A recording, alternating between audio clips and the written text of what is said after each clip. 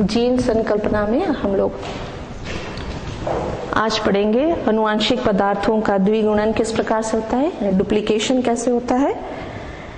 और चूंकि अनुवांशिक पदार्थ मुख्य रूप से डीएनए है तो वो कैसे द्विगुणित होता है, अपने जैसे दो अणुओं का निर्माण कैसे करता है, उसकी क्रियाविधि या मैकेनिज्म, और अनुवांशिक संकेत क्या है, जेनेटिक कोड क्या है, जो कि वास्तव में जीन्स के ऊपर लिखे हुए होते हैं। जीन्स अपने क्रिया की अभिव्यक्ति जो है वो अपने कार्यों के द्वारा करता है, और उसके कार्यों की अभिव्यक्ति वास्तव में क्या है, एंजाइमों का निर्माण करना। और एंजाइम रासायनिक रचना की दृष्टि से क्या होते हैं, प्रोटीन होते हैं। तो ये सारे संकेत जीन्स के ऊपर लिखे रहते हैं, और उन्हीं संकेतों के अनुसार कोशिकाओं के अंदर प्रोटीनों का निर्माण होता है, जिससे कि एंजाइम बनते हैं, और वही एंजाइम जो है उपापचयी क्रियाओं को कंट्रोल करते हैं या उसका नियंत्रण करते हैं। यानी एंजाइमों की उपस्थिति में ही उपापचयी क्रियाएं संपन्न होती हैं। तो सबसे पहले अपन ले अनुवांशिक पदार्थ यानी डीएनए का द्विगुणन किस प्रकार से होता है। इसके पहले हम लोगों ने पढ़ा कि अनुवांशिक पदार्थ मुख्य रूप से DNA deoxy ribose nucleic acid होता है, और जिसके लिए वाटसन और क्रिक ने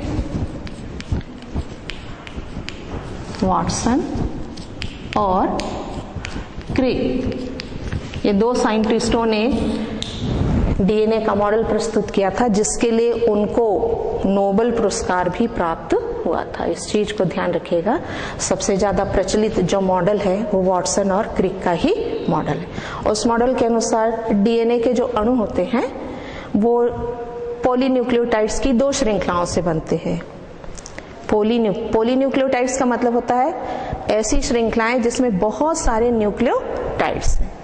और एक न्यूक्लियोटाइड का निर्माण किससे होता है, एक नाइट्रोजनी क्षार, एक शर्करा और एक फास्फोरस से। नाइट्रोजनी क्षार, एक शर्करा और एक फास्फोरस, ये तीन अणु मिल करके एक न्यूक्लियोटाइड बनाते हैं, और बहुत सारी न्यूक्लियोटाइड मिल करके दो श्रृंखलाएं बनाती हैं, जिनको हम पॉलीन्यूक्लियोटाइड्स कहते हैं। और पॉलीन्यूक्लियोटाइड्स दो पॉलीन्यूक्लियोटाइड श्रृंखलाएं आपस में जोड़ करके डीएनए का एक अणु बनाती है। तो ये जो अनुवांशिक पदार्थ जिसको हम कह रहे हैं डीएनए है, वास्तव में रासायनिक रचना की दृष्टि से सभी अनुवांशिक पदार्थ डीएनए से ही बने होते हैं। ये कोशिका विभाजन के समय, कोशिका विभाजन समसूत्री और अर्धसूत्री विभाजन, दोनों ही विभाजन के समय अपनी मात्रा को डबल करती हैं। तभी तो जनकों से संततियों में बराबर मात्रा में अनुवांशिक पदार्थों का बंटवारा होता है। तो वही प्रक्रिया क्या कहलाती है, अनुवांशिक पदार्थों के द्विगुणन की प्रक्रिया। और ये द्विगुणन कौन से फेज में होता है, इंटरफेज में। कोशिका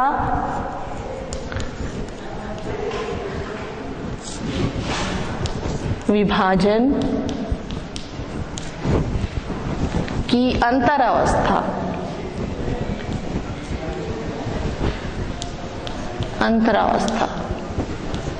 जिसको हम कहते हैं इंटर फेज। कोशिका विभाजन दो फेज में चलता है, ये ध्यान रखिए। पहला फेज होता है विश्राम अवस्था, और दूसरा फेज होता है या दूसरी अवस्था होती है विभाजन की अवस्था। और जो ये द्विगुणन की प्रक्रिया है वास्तव में किस अवस्था में होती है, विश्राम अवस्था में, यानी जिसको हम अंतर अवस्था भी कहते हैं, इंटरफेज भी कहते हैं, ये विश्राम अवस्था भी कहलाती है। तो इस फेज में तीन उप अवस्थाएं होती है। एक फेज होता है G1 फेज, एक होता है S फेज, और तीसरा फेज होता है G2 फेज। तो इसमें जो S अवस्था होती है, S फेज होता है, उसी अवस्था में अनुवांशिक पदार्थों का द्विगुणन होता है। और इस समय डीएनए के एक अणु जो है वो खुल जाते हैं। वास्तव में यदि हम देखें तो पूरा की पूरा गुणसूत्र जो है खुला हुआ रहता है। कोशिका विभाजन की, दोनों ही प्रकार के, है ना, समसूत्री और अर्धसूत्री विभाजन में जब आनुवांशिक पदार्थों का द्विगुणन होना है उस समय पूरे की पूरे गुणसूत्र खुले हुए रहते हैं और काफी लंबे दिखाई देते हैं, धागेनुमा दिखाई देते हैं। और उस अवस्था में जो गुणसूत्र है वो माला जैसा दिखाई देता है। ऐसे भी गुणसूत्रों की परासंरचना देखी जाए तो उसके ऊपर दानेनुमा संरचनाएं दिखाई देती, क्रोमोनिमा के ऊपर, या जिसको हम क्रोमोनिमेटा भी कहते हैं, उसके ऊपर दानेनुमा संरचना दिखाई देती है। यदि हम उसकी परासंरचना देखें तो वो इस प्रकार की होती है।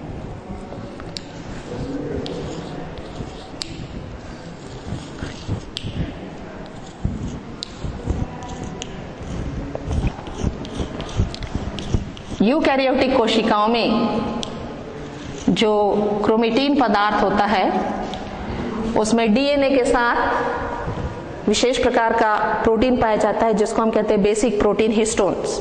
और ये क्रोमोमियर्स वास्तव में बेसिक प्रोटीन हिस्टोन्स के 8 अणु और उसके ऊपर डीएनए का तंतु लिपटा हुआ पाया जाता है।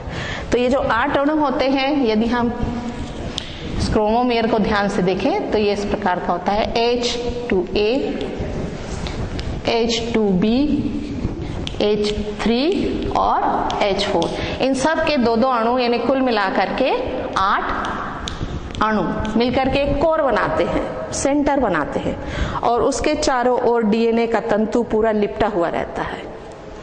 और 2 न्यूक्लियोसोम, इसको आप न्यूक्लियोसोम कह सकते हैं, 2 न्यूक्लियोसोम के बीच में एक हिस्टोन प्रोटीन होता है, ये होता है H1।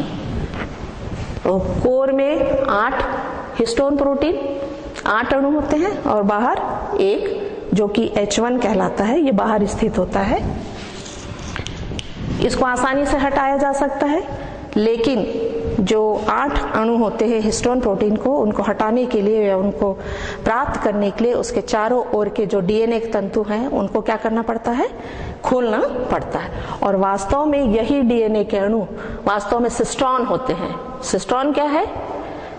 बेंजर मॉडल के अनुसार सिस्ट्रॉन सबसे बड़ी फंक्शनल यूनिट होती है जिसमें पूरी की पूरी डीएनए का वो हिस्सा है, वो डीएनए का वो सबसे बड़ा सेगमेंट है जिसमें एक पूरी पॉलीपेप्टाइड श्रृंखला के निर्माण के लिए सूचना निहित रहती है। पॉलीपेप्टाइड श्रृंखला जो कि प्रोटीन का निर्माण करते हैं। प्रोटीन किन से बनते हैं? पॉलीपेप्टाइड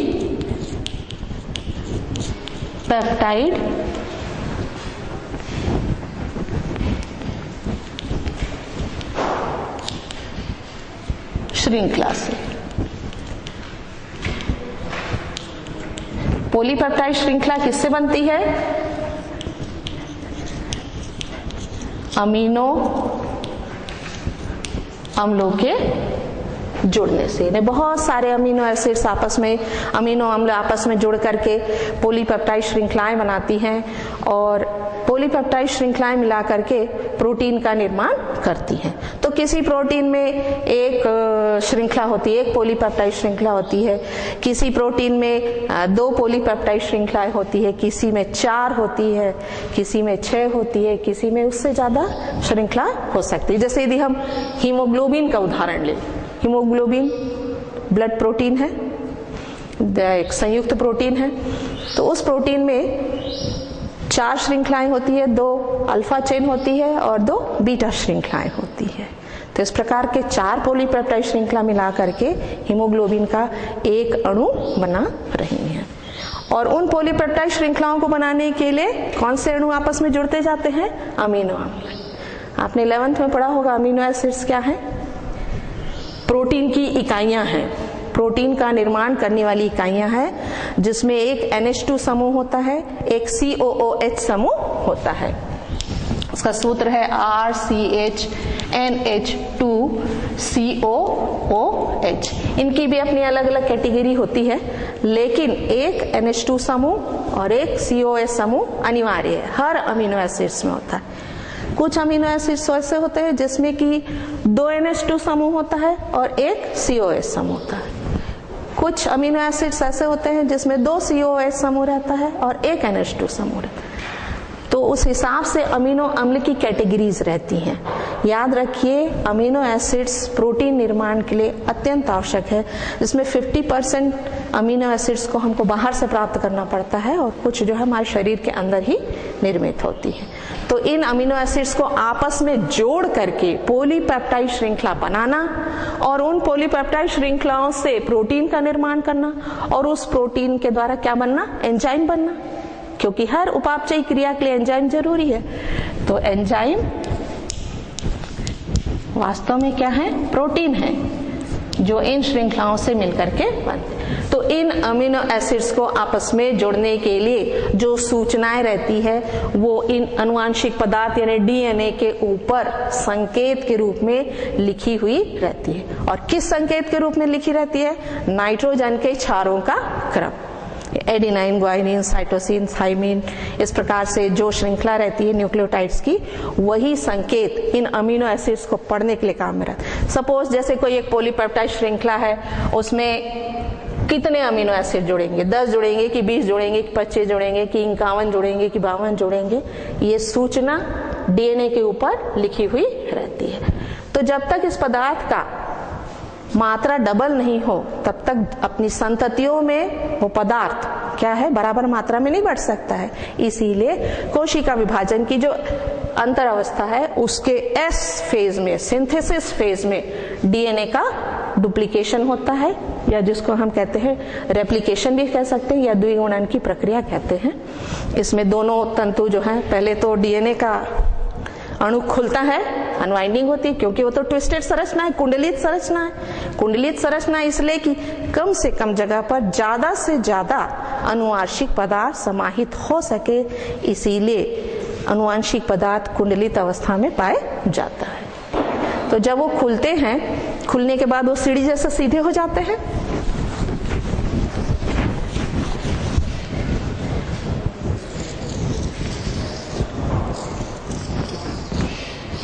ये डबल हेलिकल स्ट्रक्चर वाटसन और क्रिक के अनुसार, जिसमें आपने देखा कि एक प्यूरिन्स के साथ एक पिरिमिडिन्स जोड़ा बनाता है।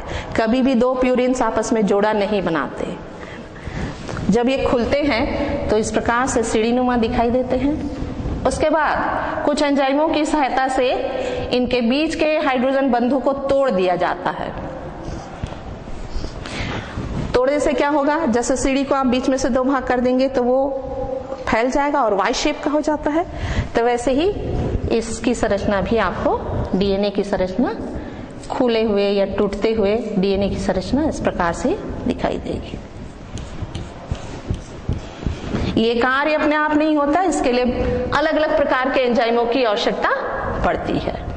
तो जब ये खुल जाता है तो समझिए ये दो जो कॉम्प्लीमेंट्री पार्ट है, दो कॉम्प्लीमेंट्री श्रृंखलाएं हैं, एक दूसरे की पूरक श्रृंखलाएं जुड़े हुए हैं। तो एक दूसरे से दोनों एक दूसरे के पूरक हुए ना, मतलब इसका आधा हिस्सा इसमें है, इसका आधा हिस्सा इसमें है। तो ये जो खुला हुआ हिस्सा है ये खांचे का काम करता है, सांचे का काम करता है, और उस खांचे पर नए अणु जो है न्यूक्लियोटाइड्स के आपस में आकर के जुड़ते जाते हैं। ये ध्यान रखिएगा कि कोशिका द्रव्य और केंद्रक द्रव्य यानी न्यूक्लियोप्लाज्म और साइटोप्लाज्म दोनों ही जगह पर न्यूक्लियोटाइड्स उपस्थित रहते हैं हमेशा, और वो आकर के जब कोशिका विभाजन की द्विगुणन की प्रक्रिया हो रही है उस समय फिर आकर के केंद्रक द्रव्य में तो है वो आपस में आकर के जुड़ते जाते हैं, और इस प्रकार से एक अणु जो है वो कितने अणुओं में बदल जाता है, 2 अणुओं में बदल जाता है।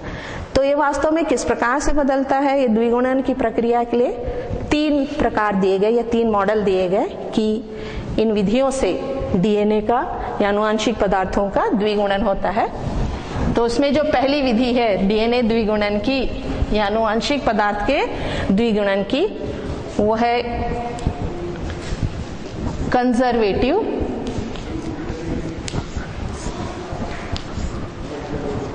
विधि। दूसरी विधि है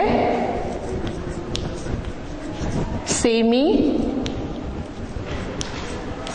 कंजर्वेटिव,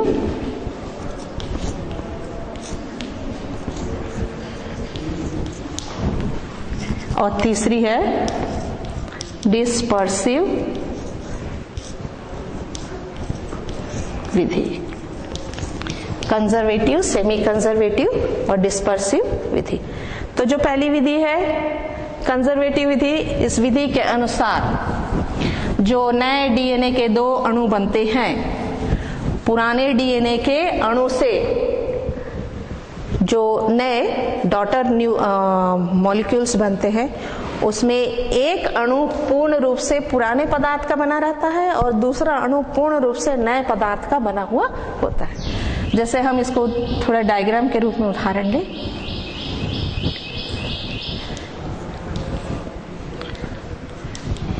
ये पुराना अणु हो गया और जब इससे नए अणु बनेंगे तो एक अणु जो है वो पूर्ण रूप से पुराने पदार्थ का बना हुआ और एक अणु जो है वो पूर्ण रूप से नए पदार्थ का बना हुआ है। इसको हम कहते हैं कंजर्वेटिव मेथड।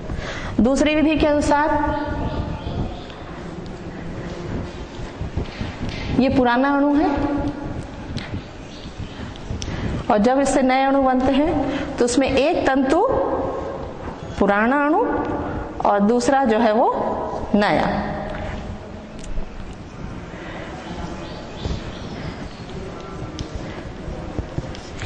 यानी आधा आधा, दोनों ही नए अणुओं में डीएनए के जो 2 नए अणु बन रहे हैं उसमें दोनों में आधा हिस्सा पुराना, आधा डीएनए नया रहता है और आधा डीएनए पुराना रहता है। और पहले विधि में एक अणु जो बन रहा है वो पूर्ण रूप से पुराने पदार्थ का, पुराना डीएनए का, और एक अणु जो बन रहा है वो पूर्ण रूप से नए डीएनए मॉलिक्यूल्स का। और तीसरी विधि जो है वो है डिस्पर्सिव विधि। जैसे ये पुराना अणु है तो इससे बनने वाले जो 2 नए अणु हैं उसमें आधा हिस्सा यानी पैच वर्क के रूप में, टूटा टूटा रूप में पूरा, जैसे एक तंतु पूरा पुराने पदार्थ का है तो ऐसा नहीं, दोनों तंतुओं में आधा नया आधा पुराना डीएनए का हिस्सा उपस्थित होगा। तो इस प्रकार की विधि को हम कहते हैं डिस्पर्सिव मेथड। परंतु वॉटसन और क्रिक ने जो मॉडल दिया था उसके अनुसार वास्तव में सेमी कंजर्वेटिव मेथड से ही आनुवांशिक पदार्थों का द्विगुणन होता है। ये ध्यान रखिएगा कि आनुवांशिक पदार्थों का द्विगुणन होना कोशिका विभाजन के पहले बहुत जरूरी है, क्योंकि तभी संततियों में बराबर मात्रा में आनुवांशिक पदार्थों का बंटवारा हो। अब ये चूंकि आनुवांशिक पदार्थ डीएनए है तो ये किस प्रकार से द्विगुणित होते हैं, उसके अलग अलग स्टेप्स या अलग अलग चरण कौन कौन से।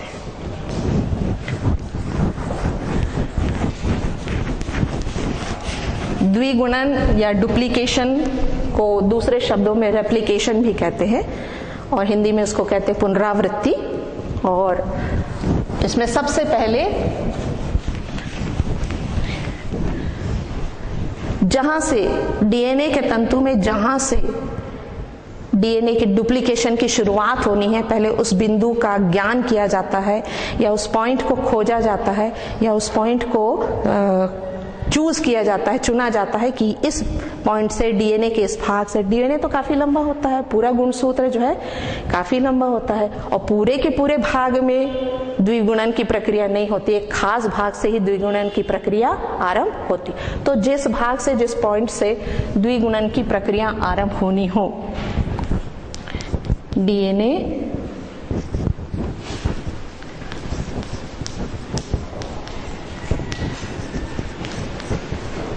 उस बिंदु का ज्ञान करना, समारंभन करना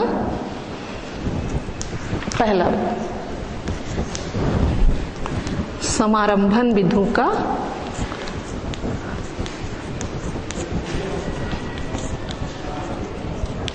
अभिज्ञान।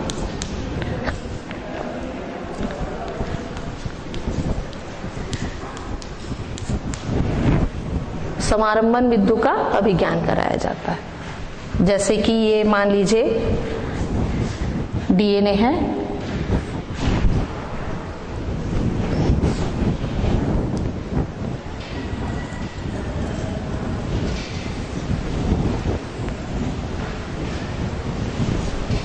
और इस पॉइंट से, ये जहां गोला लगा है, इस पॉइंट से डुप्लीकेशन आरंभ होना है तो सबसे पहले इस बिंदु को क्या किया जाता है, पॉइंट आउट किया जाता है, खोजा जाता है। फिर उसके पश्चात वहां से अनवाइंडिंग होती है, मतलब उसका अकुंडलन होता है। अकुंडलन मतलब डीएनए के तंतु को क्या किया जाता है, सीधा किया जाता है। पहले तो वो कुंडलित है, अब उसके बाद पूरा उसको सीधा कर दिया जाता है।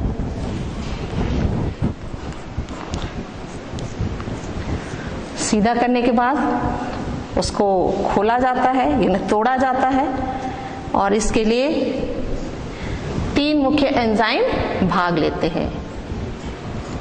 इस कार्य में या इस क्रिया विधि में जो तोड़ने वाला यानी दोनों तंतुओं को सेपरेट करने वाला जो एंजाइम है वो डीएनए गायरेज है, डीएनए गायरेज। जो इसको खोलता है और अनवाइंडिंग करता है वो HDP, हेलिक्स डीस्टैब्लिशिंग प्रोटीन होता है। फिर उसके पश्चात जब वो खोल देता है और दोनों तंतुओं को तोड़ देता है, उसके बाद 2 खांचे नुमा संरचना बन जाती। तो नेक्स्ट पॉइंट इसका क्या होगा, आरएनए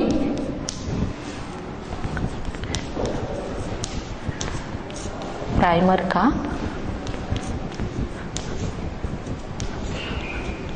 निर्माण।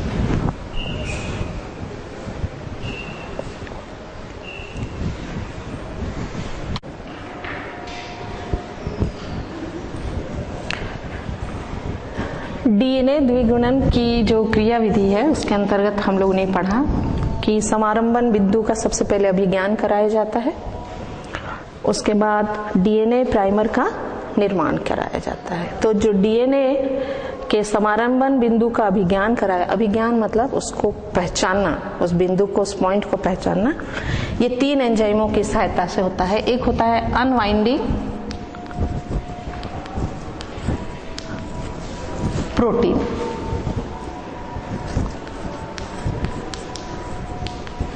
एक होता है हेलिक्स डी-एस्टैब्लिशिंग प्रोटीन, जो कि डबल हेलिकल स्ट्रक्चर या जो कुंडलित संरचना है उसको सीधा करने का काम करता है। पहला जो प्रोटीन है, वास्तव में ये सारे प्रोटीन एंजाइम ही हैं, तो पहला जो प्रोटीन है वो बिंदु का अभिज्ञान कराता है, दूसरा हेलिक्स को खोलने का काम करता है, और तीसरा जो डीएनए गायरेज है वो दोनों तंतुओं को, दोनों पॉलीन्यूक्लियोटाइड श्रृंखलाओं को पृथक करने का या अलग करने का काम करता है, यानी बीच के जो हाइड्रोजन बेस पेयर है उनको तोड़ने का काम करता है।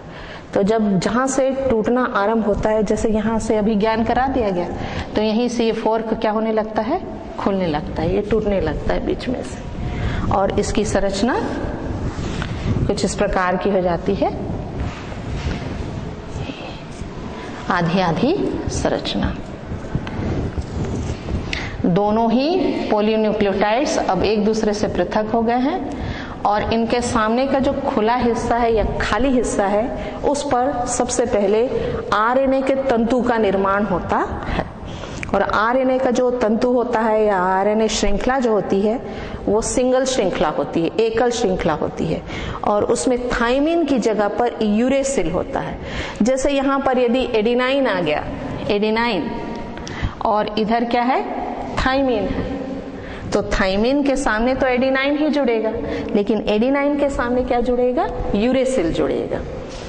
यूरेसिल एक क्षारीय प्रोटीन है जो आरएनए में पाया जाता है, और डीएनए में एडिनाइन, ग्वाइनिन, साइटोसिन और थाइमिन, आरएनए में एडिनाइन, ग्वाइनिन, साइटोसिन और यूरेसिल। यदि हम इसको ग्रुप में लिखें, एडिनाइन, ग्वाइनिन, साइटोसिन और थाइमिन ये डीएनए में होते हैं, और एडिनाइन, ग्वाइनिन, साइटोसिन और यूरेसिल ये आरएनए में पाए जाते हैं। तो सबसे पहले जब आरएनए प्राइमर का निर्माण होता है तो जहां जहां ए है खुले जगह पर, उनके सामने यूरेसिल जाकर के जुड़, यूरेसिल नाइट्रोजनी क्षार जो है उस प्रकार के न्यूक्लियोटाइड्स, यानी ऐसे न्यूक्लियोटाइड जिसमें यूरेसिल उपस्थित है, नाइट्रोजनी क्षार, वो जाकर के जुड़ते जाते हैं। तो उस आरएनए को कहा जाता है आरएनए प्राइमर या आरएनए इनिशियल। इनिशियल मतलब प्रारंभ में बनने वाला आरएनए। यदि हम इस डीएनए के स्ट्रक्चर को देखें तो ये भी दो प्रकार के तंतुओं से बना होता है। एक को बोलते हैं लीडिंग स्ट्रैंड और एक बोलते हैं लेजिंग स्ट्रैंड। उसमें जो शुगर की स्थिति होती है वो अलग अलग प्रकार की होती है।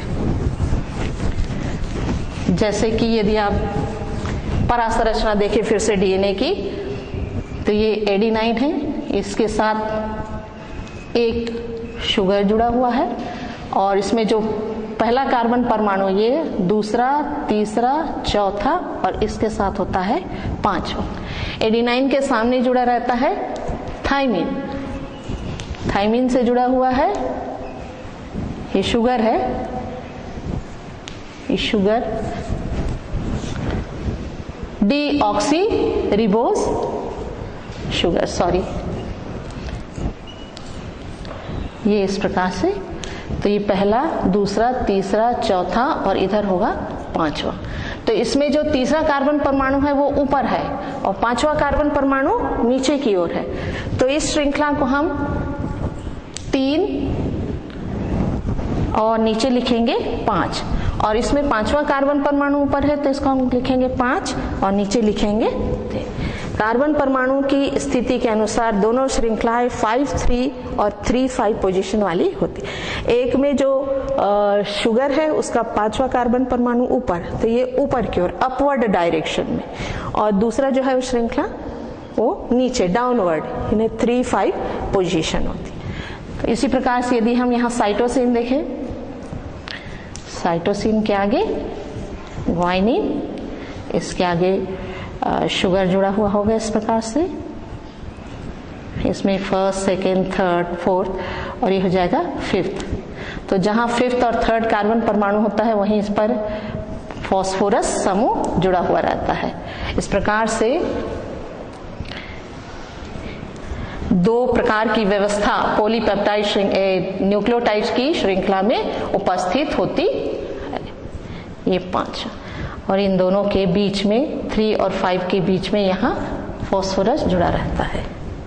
तो जब आरएनए प्राइमर का निर्माण होता है तो प्राइमर के निर्माण के समय जो 3-5 पोजीशन होती है उसके आगे 5-3 पोजीशन पे न्यूक्लियोटाइड्स की प्राइमर की श्रृंखला या आरएनए प्राइमर की श्रृंखला बनती है, और जो 5-3 पोजीशन होता है उसके सामने 3-5 पोजीशन पर आरएनए प्राइमर का निर्माण होता है।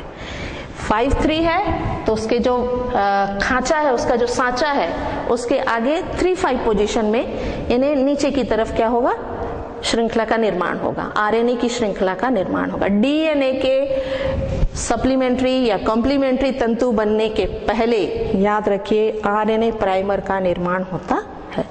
फिर उन्हीं आरएनए प्राइमर के ऊपर उसी जगह पर आरएनए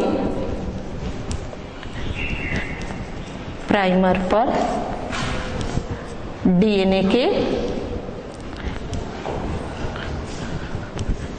अणुओं का निर्माण। जब डीएनए के अणु बन जाते हैं दोनों सांचे पर आरएनए प्राइमर के ऊपर, तो इस आरएनए प्राइमर को हटा दिया जाता है अपनी जगह से, ताकि उसके ऊपर जो डीएनए का सप्लीमेंट्री तंतु बना हुआ है वो अपनी जगह वास्तव में ले सके। तो चौथा जो इसकी क्रियाविधि है उसमें आरएनए प्राइमर का उच्छेदन होता है। आरएनए प्राइमर को उसके स्थान से हटाने की प्रक्रिया आरएनए उच्छेदन कहलाती है, एक्साइशन जिसको हम कहते हैं, एक्साइशन ऑफ आरएनए प्राइमर। फिर उसके बाद जो अगली प्रक्रिया होती है वो है ओकाजाकी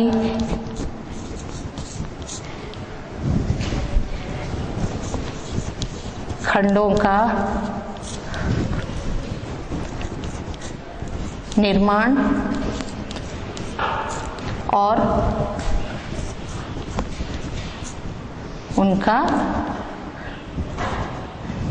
उनको जोड़ने की प्रक्रिया एवं युग्मन की प्रक्रिया। तो ये किस प्रकार से होता है?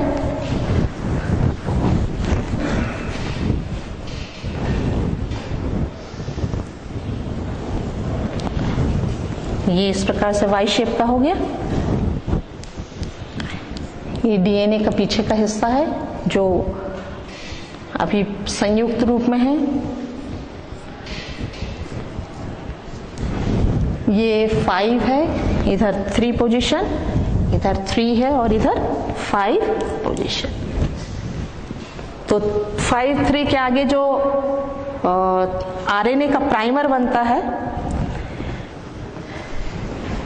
उसके ऊपर जो डीएनए का तंतु बनता है वो कंटिन्यूएशन में बनता है, पूरा सतत। उसके निर्माण की प्रक्रिया सतत होती है। पहले आरएनए प्राइमर बन गया, उसके जस्ट ऊपर डीएनए का तंतु निर्मित होता है, तो ये कंटिन्यूएशन में होता है। लेकिन ये जो 3-5 पोजीशन है, इसके सामने जो सेगमेंट्स बनते हैं डीएनए के, वो छोटे छोटे टुकड़ों के रूप में बनते हैं। जैसे ये खांचा हो गया, इसके ऊपर आरएनए प्राइमर बन गया, आरएनए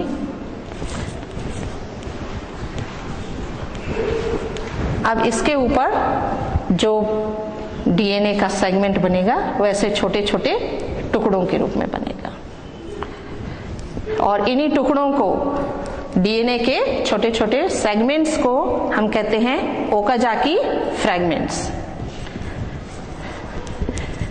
ओकाजाकी खंड मतलब एक सतत चेन नहीं बनती है डीएनए की, छोटे छोटे पीस बनते जाते हैं जगह जगह पर। नीचे तो उसके आरएनए प्राइमर है ही है, लेकिन जो डीएनए के सेगमेंट्स बन रहे हैं वैसे टुकड़े टुकड़े में बन रहे हैं। और यहाँ पर जो आरएनए प्राइमर है किस दिशा में? 5-3 के सामने जो आरएनए प्राइमर बना है उसके ऊपर कंटिन्यूअस डीएनए का सेगमेंट बन जाता है। लेकिन 3-5 पोजीशन के सामने डीएनए के सेगमेंट्स छोटे छोटे, जो कि ओकाजाकी फ्रैगमेंट्स कहलाते हैं, वो बनते। जब ओकाजाकी फ्रैगमेंट्स बन जाता है उसके पश्चात आरएनए प्राइमर का उच्छेदन किया जाता है। यानी आरएनए प्राइमर अभी नीचे लगे हुए हैं, उसके ऊपर जस्ट डीएनए के तंतु लगे हुए हैं, उनको एंजाइमों की सहायता से हटा देते हैं और उसके पश्चात जो डीएनए के तंतु बने हैं वो इन सांचों में फिट हो जाते हैं। तो इधर कंटिन्यूअस यानी 5-3 पोजीशन के सामने कंटिन्यूअस डीएनए का तंतु फिट हो गया, लेकिन यहाँ पर जो डीएनए का तंतु है अभी उसके बीच बीच में गैप है। और चूंकि ये प्रक्रिया किसके अंदर हो रही है? केंद्रक के अंदर हो रही है, तो वहां पर न्यूक्लियोटाइड्स उपस्थित होते हैं। तो वो न्यूक्लियोटाइड्स क्या करते हैं? इन खाली गैपों को भरते हैं।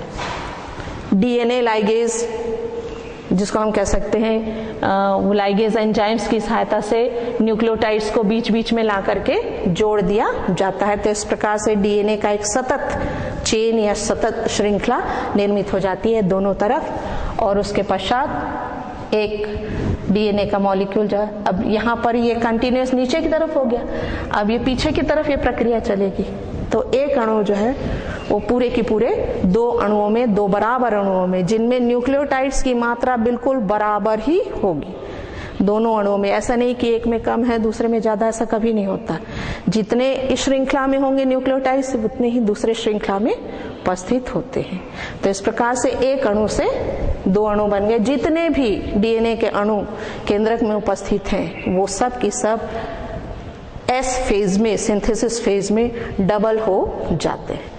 तो इस प्रकार से द्विगुणन की जो क्रिया विधि है ये एंजाइमों की सहायता से संपन्न होती है। अब ये जो डीएनए के 2 अणु बने हैं, जब ये कोशिका विभाजन के पश्चात, कौन सा विभाजन? विशेष करके अर्धसूत्री विभाजन, युग्मक का निर्माण होता है। युग्मक के निर्माण के पश्चात निषेचन की प्रक्रिया होती है। निषेचन की प्रक्रिया के पश्चात एक संतति जो है वो अपने माता पिता जैसी दिखाई देती है। तो ये जो संतति अपने माता पिता जैसी दिखाई दे रही है, इसमें अनुवांशिक पदार्थ उसके जनक से पहुंच गए युग्मक निर्माण के बाद, और यही अनुवांशिक पदार्थ जो है फिर अपना कार्य आरंभ करते हैं, तो वही लक्षण प्रकट होते हैं, वही एंजाइम्स बनते हैं जो उनके माता पिता में थे। तो इसके लिए जो संकेत होते हैं, विशिष्ट संकेत, ये डीएनए के ऊपर ही लिखे रहते हैं और उन्हीं को कहा जाता है अनुवांशिक संकेत। एक एंजाइम के निर्माण के लिए जो भी सूचनाएं रहती है वो डीएनए के ऊपर नाइट्रोजनी क्षारों के क्रम के रूप में लिखी रहती है। नाइट्रोजनी क्षारों का जो क्रम है वही निर्धारित करता है कि एक प्रोटीन के श्रृंखला के निर्माण के लिए, एक पॉलीपेप्टाइड श्रृंखला के निर्माण के लिए कौन कौन से अमीनो एसिड उसमें जुड़ेंगे या उसमें संलग्न होंगे, और यही संकेत क्या कहलाते हैं? अनुवांशिक संकेत या जेनेटिक कोड। तो सबसे पहले जेनेटिक कोड के लिए बहुत सारी खोजें हुई, और एक जेनेटिक कोड में कितना नाइट्रोजनी क्षार रखा जाएगा, तो पहले एकक कोड का ख्याल आया। तो एकक कोड के अनुसार एडेनाइन, ग्वाइनिन, साइटोसिन और यूरेसिल। वास्तव में जो जेनेटिक कोड होता है वो मैसेंजर आरएनए के ऊपर लिखी हुई सूचना ही होती है। आरएनए जो वो 3 प्रकार का होता है, राइबोसोमल, ट्रांसफर और messenger RNA. Ribosomal RNA, transfer RNA और मैसेंजर आरएनए। यदि हम इसको शॉर्ट में लिखें,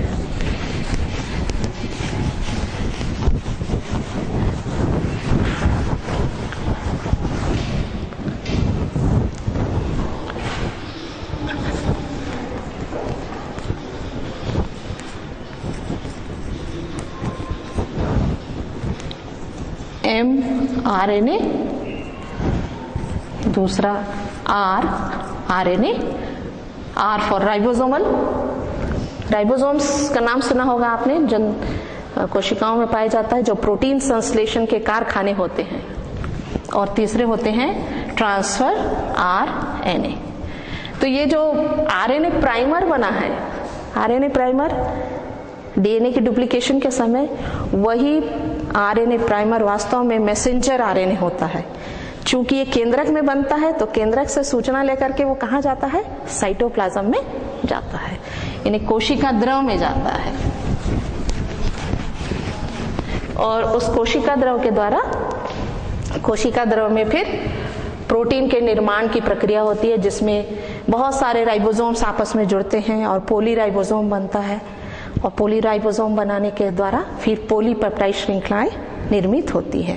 फिर 1 या 2 या 3 ऐसे पॉलीपेप्टाइड श्रृंखलाओं को जोड़ करके एंजाइमों की सहायता से अलग अलग प्रकार के प्रोटीनों का निर्माण किया जाता है। तो जो मैसेंजर आरएनए है,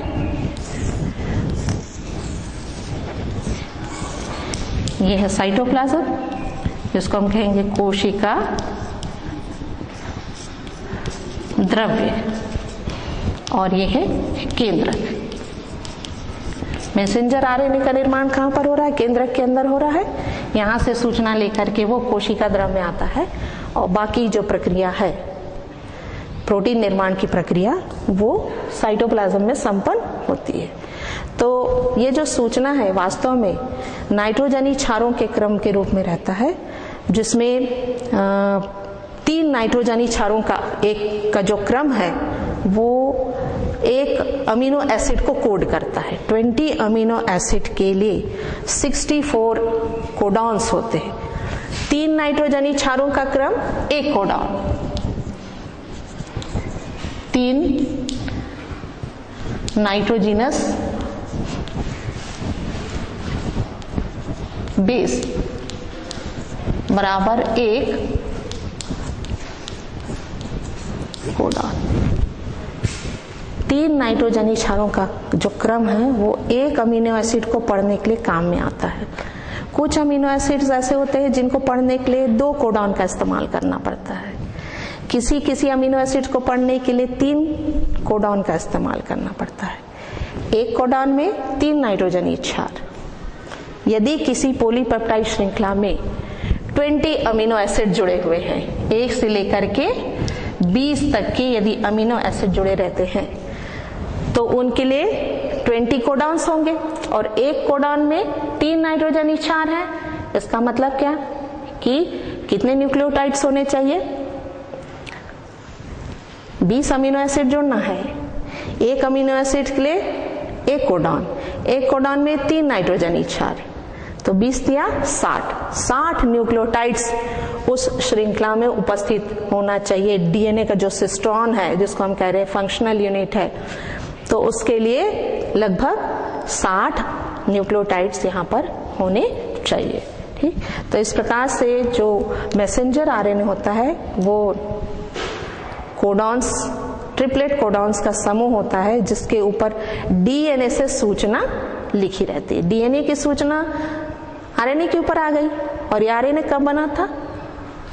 जब डीएनए का डुप्लीकेशन हो रहा था, उसका प्रतिकृतिकरण हो रहा था, तो आरएनए जो प्राइमर बना था वही मैसेंजर आरएनए है।